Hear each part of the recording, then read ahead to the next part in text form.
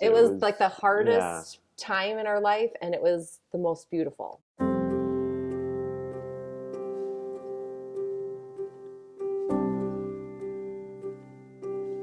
We're Dan and Allison Laura. We have 6 kids. We have 2 in high school and a 6th grader. And then we have a baby in heaven with Jesus, and we have 2 little girls that we adopted from China. Well, we had our 3 children, our 3 biological children, and we were done. One day I was, I don't know, walking down the stairs. I remember where I was, and God just said, like, if I asked you to adopt, what would you say? How many years do you think it was of me talking about it and you saying no? It was probably 2. You know, I tend to be a planner, you know, so I feel like if we went down the adoption road, that would really change the way we live the rest of our life. You know, the whole planning would be out the window. There'd be a lot of unknowns. Money would be a big thing. You know, it wasn't going to work out. It just. So one day I was sitting at work at my desk, and at that period of time I was reading the newspaper. They kept on taking a picture and putting a picture of this house. And I really liked the appearance of the outside. So what I did is I ripped that piece of paper, that page of the paper out, and threw it next to my lunch bag on the floor. And 5, 6 o'clock rolled around, and I'm going to go home. So I picked up my lunch bag and picked up that piece of newspaper, and happened to turn it over when I was picking it up. And on the back there was this article about the need for men adopting children into their homes in the city of Chicago. And I did a double take. I'm like, this is just crazy, you know. And then my ride home, I remember just thinking, I think this is it. It felt like God was saying this or this. Yeah, I really felt that. And Dan asked God to be clear, and he was so clear. Just very emotional, very much like, hey, God, we're giving our life over to you, and we don't know what's going to look like. We know it's going to be different. It's not, we don't know financially how that's going to play out. And then you took this phone call from the director of the local agency. Yeah, they said there was a child already born. Would we be willing local to... here, in a local hospital, and and he had Down syndrome. So we knew he was really sick. He had a heart issue and he had lung issues, but we didn't think he was going to die. So, but it was the hardest thing God asked us to do, but really the most beautiful thing. So, I don't know. I'm glad we got to do that. Yeah. It brings me joy. So, and I'll get to see him again someday. But people would be like, I'm so sorry, and I understand that, but I'd be like, I'm not. Like, I'm so glad I got to be his mom.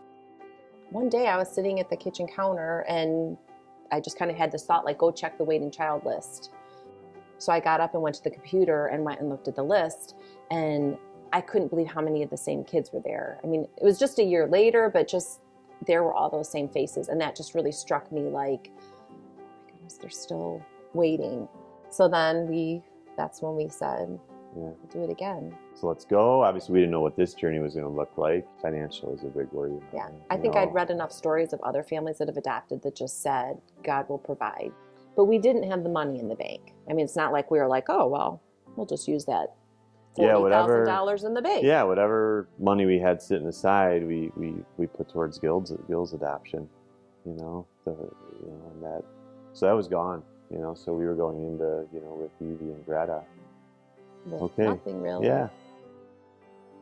I think Lifesong we found out through our church, and they just kind of explained how Lifesong works, that there'll be a matching grant, and that you'll send letters out to family and friends and ask for support, which was super humbling. It makes you nervous to ask people for money, right? And that's kind of how we felt. Afterwards, I was happy that Lifesong encoured us to do that. Yeah, absolutely. I think that was... It makes it bigger than this adoption was like our church adopted these girls. It really felt like our friends and family were part of it. And they felt that way too. Yeah.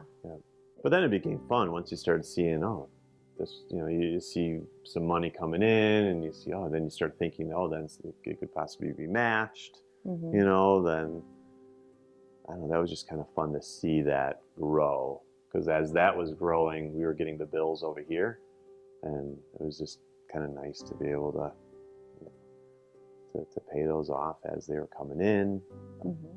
I don't know, I think the incentive that our friends and family had when they read the letter, I think if they were going to write a check for X amount of dollars, just knowing that it was going to be matched, or in their mind, man, if I could double what I give, I think it just encouraged them to give maybe even a little bit more. That's kind of like a testimony on paper. It made us write that letter to share our story, how God was working in our life, and we were able to share that with people, and I just think that can be an encouragement for people. Yeah, so a little girl from China with Down syndrome. She had, how old? She was almost 5. Almost 5, yeah, when we brought her home. So we named her Evie after Gil's birth mom. That was really a special trip. Yeah. Coming home with Evie was cool, just to see the support that our family had for her, and a lot of those hurdles were taken away, so again, it's God working through a lot of different angles to make it work, so we don't feel like we're in this to get by ourselves. Yeah. But then with Evie, we thought we were in a good spot. Right? Oh, Dan. And I still remember the day when you brought it up and thinking it might be good for Evie to have a little sister. A lot of why we adopted again was for a gift for Evie, because we didn't know this other child yet. And then things were changing in China as well. There was a lot of talk on social media, on the Facebook pages about how the rules were changing. They just were urging, please, consider adopting again. And it was never a question that it wasn't going to be a child with Down syndrome this time. We decided, we just sent a letter, Are people going to respond again? Are they going to be tired of helping us? Yeah. And they weren't. I think they were even more open to it then. Went to China again. Shanghai this time. Exactly 2 years after Evie. So Evie was February of 2017. Yeah. So we went in February of 2019 to get that up. It was a huge orphanage. And there were, how many kids did they say were in there? Thousands. Yeah. It was like a hospital. And completely silent. We walked in and you didn't hear a thing. No, it was completely silent. None of them had light in their eyes, and Greta still did.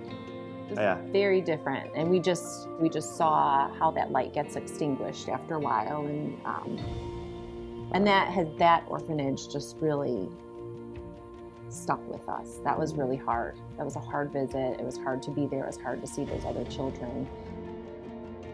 If you were to look back right now at our life before, 3 kids, you and I, it seems really boring. Mm-hmm. It was a great life. We enjoyed it. We loved our kids. I'm not saying it was a bad life. But there's just, I don't know, it's really rich, I guess. Yeah. It's changed us, that's for sure. Yeah. Adoption is beautiful because you get to see that. You get to see what happens when children have families, when they have a mom and a dad, and the life that brings. That's what God did for us. He gave us life by making us part of his family. Otherwise the light in our eyes was gone too. But the joy and the peace that we have is all because we were adopted into his family. So we see a picture of that in our family. We saw the children that didn't have that, and all our girls are just alive here. Family has brought life to them, and it's beautiful. Adoption is beautiful.